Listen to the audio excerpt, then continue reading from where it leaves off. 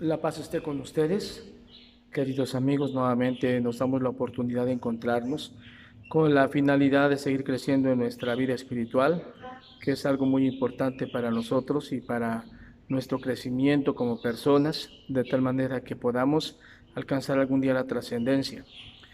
Para nosotros como cristianos, sin duda la palabra de Dios es fundamental en nuestro crecimiento y hemos visto que quien desconoce la palabra de Dios o quien no ora con la palabra de Dios, pues entonces desconoce la voluntad del Señor para sus vidas, porque es ahí en las Sagradas Escrituras en donde vas a encontrar lo que Dios quiere para ti.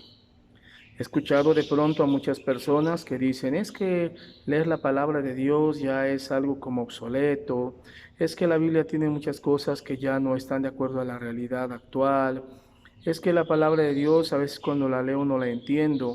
En fin, hay muchísimas objeciones o muchísimas prejuicios como para leer la palabra de Dios, pero de verdad la palabra de Dios tiene una actualidad impresionante. Tiene una actualidad impresionante hoy en día y tiene pues muchísima veracidad. Si entendiéramos lo que la palabra de Dios nos dice y la conociéramos y la meditáramos y la cumpliéramos, tendríamos otro tipo de sociedad muy diferente al que estamos teniendo hoy en día. Les he recomendado la carta a los Colosenses, ¿verdad? En estas cápsulas, porque hemos visto cómo pues este texto es muy sencillo y tiene muchísima enseñanza para nosotros como cristianos. Leamos hoy de la carta a los Colosenses el capítulo 3 del verso 18 y siguientes hasta el capítulo 4 verso 1. Entonces este texto, el día de hoy, vamos a ver cómo nos da una gran enseñanza actual, una enseñanza que nos debe de regir a todos los que nos decimos cristianos y que debe ser pues pilar fundamental en nuestra vida, en nuestros hogares, en nuestras familias. Entonces, juntos leamos la palabra de Dios, como siempre, lo primero que tenemos que hacer para ser personas orantes es poner en contexto a Dios de lo que nos está pasando, ¿verdad? Hacerle ver a Dios, hacerles saber a Dios de lo que nos está ocurriendo, ponerlo en contexto de nuestra vida. Si estamos alegres, si estamos tristes, si estamos preocupados, si estamos con ganas, si tenemos pocas ganas, etcétera. Todo lo que nos acontece en nuestra vida hay que ponérselo en contexto a Dios. Es un primer momento. Después tenemos que aprender a pedirle Espíritu Santo para que éste nos ilumine y al tomar la palabra de Dios, las Sagradas Escrituras, podamos estar asistidos por esta gracia del Espíritu Santo, que es la sabiduría de Dios en nuestras vidas. Y después de pedirle al Espíritu Santo, ahora sí vamos a leer la palabra de Dios, ¿verdad? En este caso tomaremos Colosenses capítulo 3 del verso 18 al capítulo 4 verso 1.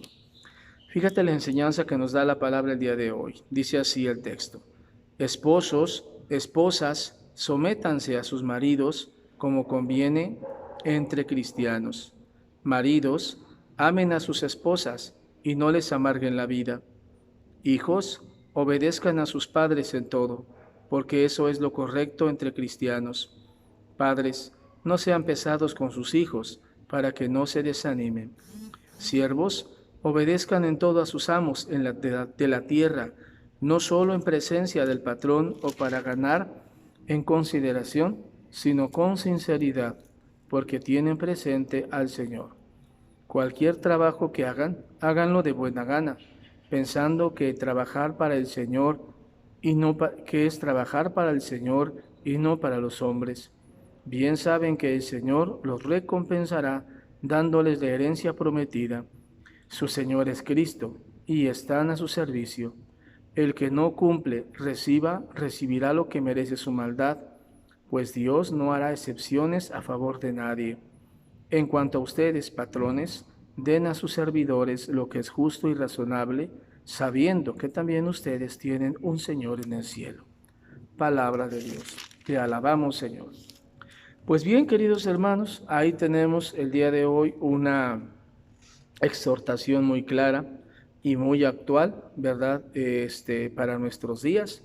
Y para complementar, después de la lectura de la palabra de Dios, como te lo he dicho, pues vamos a reforzarlo con los comentarios que encontramos en las Sagradas Escrituras.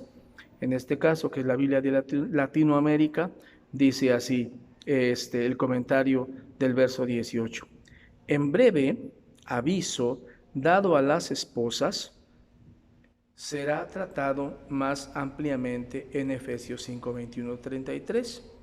Pablo no admitirá la posición de muchos cristianos que dicen: la religión no tiene nada que ver con lo que haga en mi casa, en mi trabajo, en mi descanso o en la política.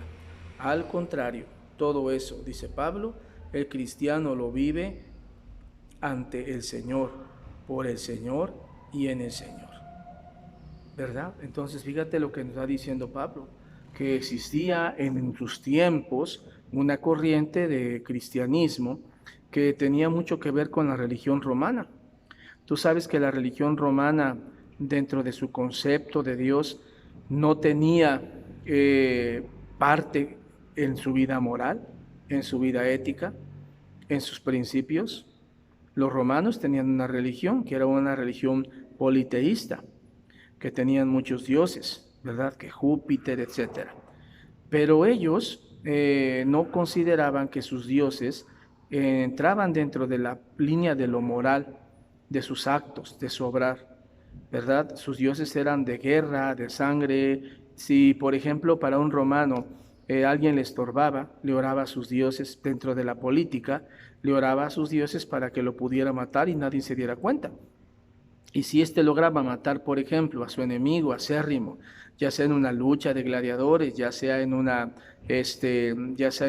contienda de política, ya sea en una familia, incluso por heredar el trono, ¿verdad? Si él salía victorioso sin que nadie se diera cuenta, ese romano consideraba en aquel tiempo que su Dios le favorecía, que sus dioses estaban con él, aunque su acto hubiese sido moralmente malo. Para ellos, el no haber sido descubiertos, el haber vencido, el haber tenido la fuerza, era signo de que Dios estaba de acuerdo con su plan. Entonces, esa era una tendencia que en el mundo cristiano también se daba, ¿verdad? También se tenía, y que de alguna manera, pues estaba ahí presente en la vida de los cristianos. Por esa razón, los cristianos tenían como esa tendencia de decir: Dios no entra, como dice el comentario, Dios no entra en mi vida política, Dios no entra en mi vida de familia, Dios no entra en mi trato con mi esposa, etc. Y para San Pablo, la religión cristiana tiene que ver mucho con el obrar humano, con el acto del hombre, con su persona, con lo que hace, con su ética, con sus valores. Y por eso dice San Pablo: esposas, sométanse a sus maridos. Yo sé que muchas mujeres que me escuchen van a decir, eso es lo que no me gusta de la religión, ¿verdad? Eso es lo que no me gusta de la iglesia, que nos quieren tener sometidas. Hoy en día, pues es difícil que una mujer se quiera someter a su marido. Pero ¿por qué a una mujer le cuesta mucho someterse a su marido? Pues porque generalmente los maridos no tienen esa calidad de amor con sus esposas. Entonces, si el marido es un hombre que no tiene esa entrega, porque San Pablo en la carta a los Efesios va a ampliar más la relación de la esposa con el esposo. Dice: maridos, amen a sus esposas como Cristo amó a la iglesia, que fue capaz de dar la vida por ella. Entonces, una esposa que ve que su marido es capaz de dar la vida por ella, ten la seguridad de que esa mujer se va a someter al 100 con su esposo. Pero si una esposa ve que su marido no está dando lo que tenía que dar, o al contrario, es un hombre con todo lujo de defectos, ¿verdad? Pues obvio que una esposa no se va a someter tan fácilmente a su marido. Entonces debe de existir como esa reciprocidad. Si la mujer viese que el marido es un hombre capaz de dar la vida por ella, por el matrimonio, por sus hijos, estoy seguro que todas las mujeres sabrían someterse a sus esposos. Entonces ahí tenemos la enseñanza de Pablo. Y luego dice la palabra: hijos, obedezcan a sus padres en todo, porque eso es lo correcto en el mundo de los cristianos. Ven qué importante es la actitud de obediencia de los hijos. Un hijo cristiano tiene todo el deber de cumplir el cuarto mandamiento, que es honra a tu padre y a tu madre.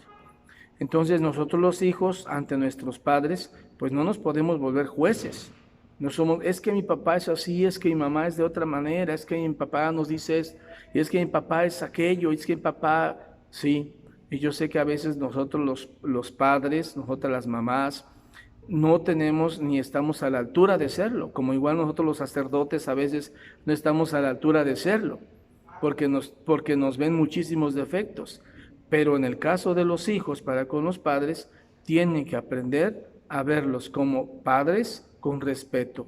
No son jueces, son hijos. Y como hijos nos toca obedecer y respetar a nuestros padres.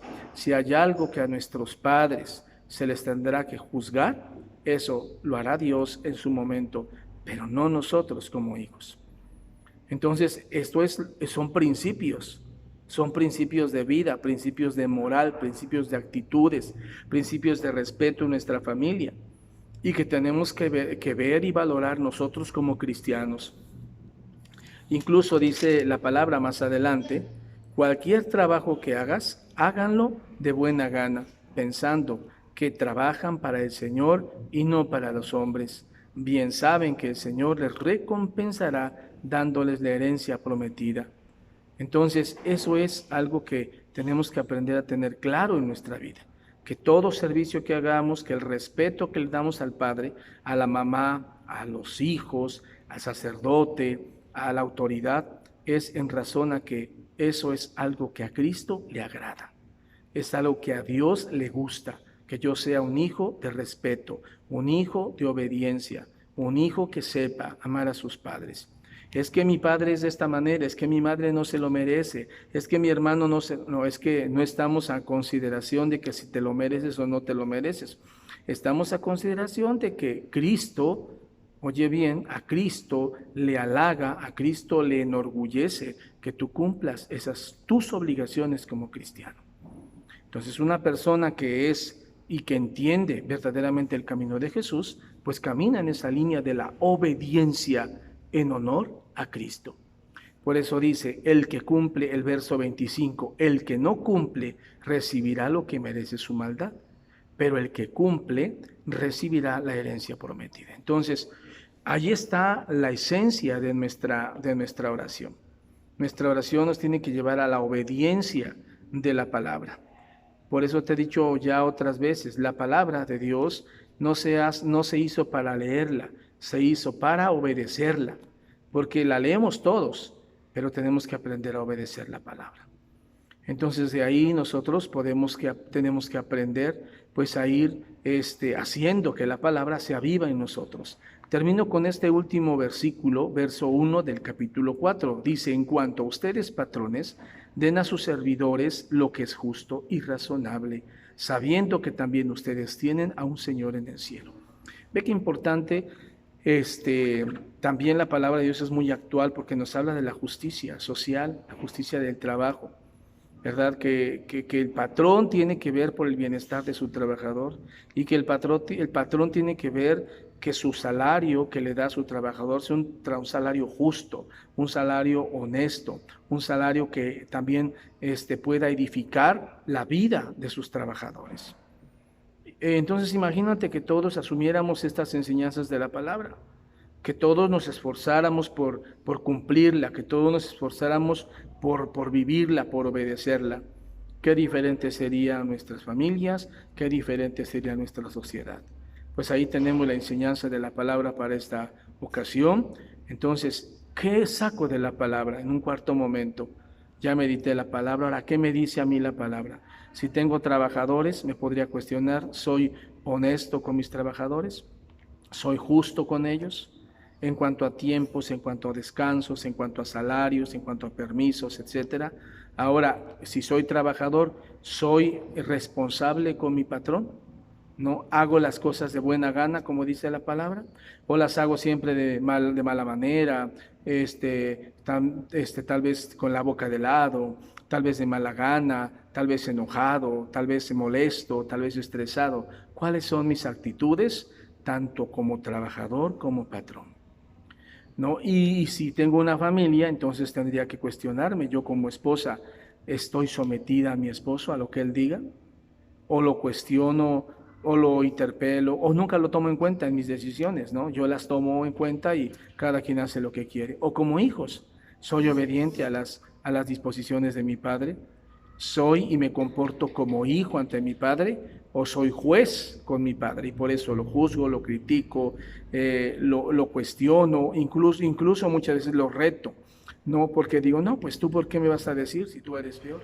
¿Y tú qué me vas a enseñar si tú no lo haces? Cuando yo lo vea que tú lo haces, entonces lo voy a hacer yo. Entonces muchas veces los hijos nos ponemos en esa actitud de ponernos a la altura, al tú por tú de nuestros padres. Cuando un hijo cristiano tiene que aprender a ser obediente a sus padres. Como te lo decía, si el padre es digno de una corrección, no eres tu hijo, no eres tu hija. Si la madre es digna de una corrección, no eres tú ni hijo ni hija para el indicado, la indicada para hacer esta labor. Eso lo hará Dios en su momento, a ti te toca, a mí me toca honrar, amar y respetar a nuestros padres. Pues subrayo una frase que me gusta, yo me quedaría con esta frase que dice así: la palabra bien sabe que el Señor los recompensará dándoles la herencia prometida. Es decir, obedecer al Señor, obedecer a su palabra, sin duda me da un gran beneficio porque heredaré la herencia que me ha prometido.